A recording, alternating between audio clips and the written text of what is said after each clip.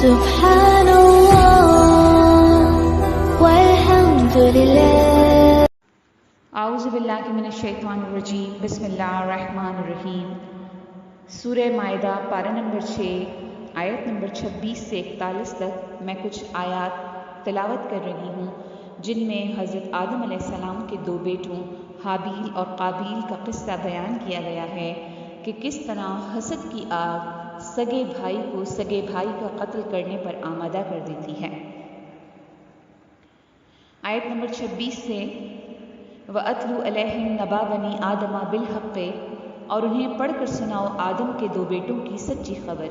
اِذْ قَرَّبَا، جب دونوں نے قرباناً فَتُقُبِّلَ مِنْ أَحَدِهِمَا وَلَمْ يُتَقَبَّلْ مِنَ الْآخَرِ، ایک نیاز پیش کی تو ایک کی قبول ہوئی اور دوسرے کی قبول نہ ہوئی۔ قالا، بولا قسم، لا اقتلنک، میں تجھے قتل کر دوں گا۔ قالا انما یتقبل اللہ من المتقین، کہا اللہ اسی سے قبول کرتا ہے جسے ڈر ہے۔ لئن، بے شک، بسطت، اگر تو، الیہ یداک لتقتلنی، ما انا بباسط یدی الیک لاقتلک، اگر تو اپنا ہاتھ مجھ پر بڑھائے گا مجھے قتل کرے تو میں اپنا ہاتھ تجھ پر نہ بڑھاؤں گا۔ انی اخاف اللہ رب العالمین، میں اللہ سے ڈرتا ہوں جو مالک ہے سارے جہاں کا۔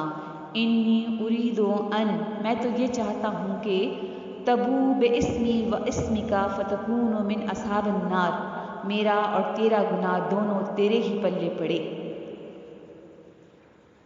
حضرت آدم علیہ السلام روئے زمین پر پہلے انسان اور پہلے نبی بنا کر بھیجے گئے۔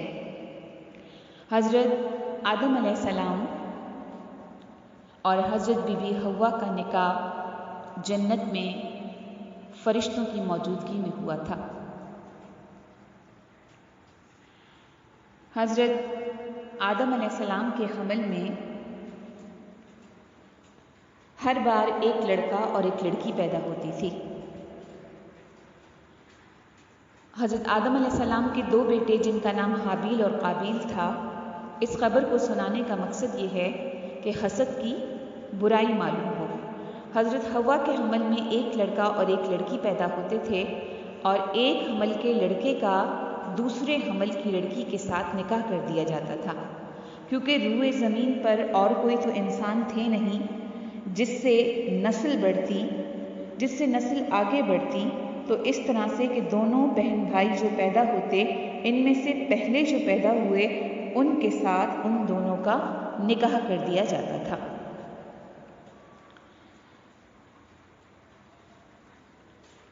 حضرت آدم نے قابیل کا نکاح لیودا سے جو حابیل کے ساتھ پیدا ہوئی، اور حابیل کا نکاح اقلیمہ کے ساتھ جو قابیل کے ساتھ پیدا ہوئی تھی کرنا چاہا، تو قابیل اس پر راضی نہ ہوا، اور چونکہ اقلیمہ زیادہ خوبصورت تھی اس لیے اس کا طلبگار ہوا۔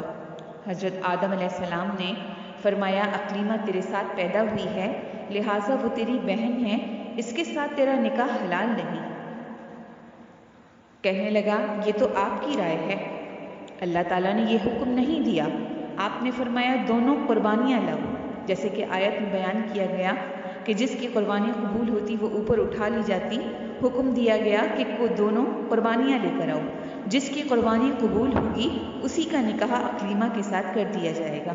حضرت آدم کے زمانے میں قربانی ایسے قبول ہوتی تھی کہ آسمان سے ایک آگ اتر کر اس کو کھا لیا کرتی تھی۔ قابیل نے ایک انبار ڈھیر گندم رکھی اور حابیل نے ایک بکری قربانی کے لیے رکھی۔ آسمانی آگ نے حابیل کی قربانی کو اوپر لے لیا اور قابیل کی قربانی کو چھوڑ دیا۔ اس پر قابیل کے دل میں حسد پیدا ہوا۔ حضرت آدم حج کے لیے مکہ مکرمہ روانہ ہوئے تو قابیل نے حابیل سے کہا میں تجھ کو قتل کروں گا۔ حابیل نے کہا کیوں؟ کہا تیری قربانی قبول ہوئی، میری نہیں، تو اقلیمہ کا مستحق ٹھہرا، میں نہیں، اس میں میری ذلت ہے۔ وہ ذلت کیا تھی؟ وہ ذلت حسد تھی، وہ ذلت جلن تھی، وہ ذلت بغض تھی جو دل میں بڑھتا ہی چلا گیا۔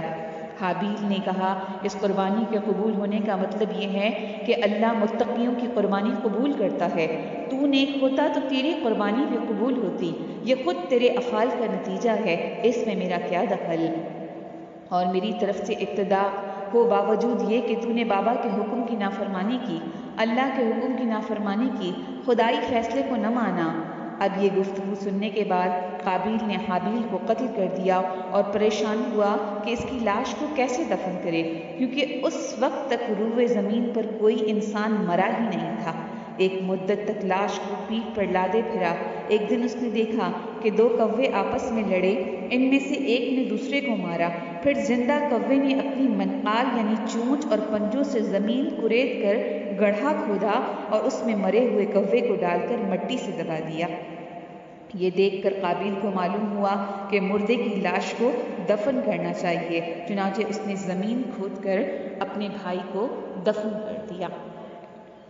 حسد، جلن، بغض، اناد یہ ایسی جڑیں ہیں جو دل میں جڑ پکڑ جائیں تو دل بس یہ کرتا ہے کہ جس سے حسد ہے، جس سے دشمنی ہے، جس کے خلاف ہم غصے میں ابل رہے ہیں، جل رہے ہیں، بس اس کی لاش ہمیں نظر آ جائے، بس اس کا کوئی نقصان ہو جائے۔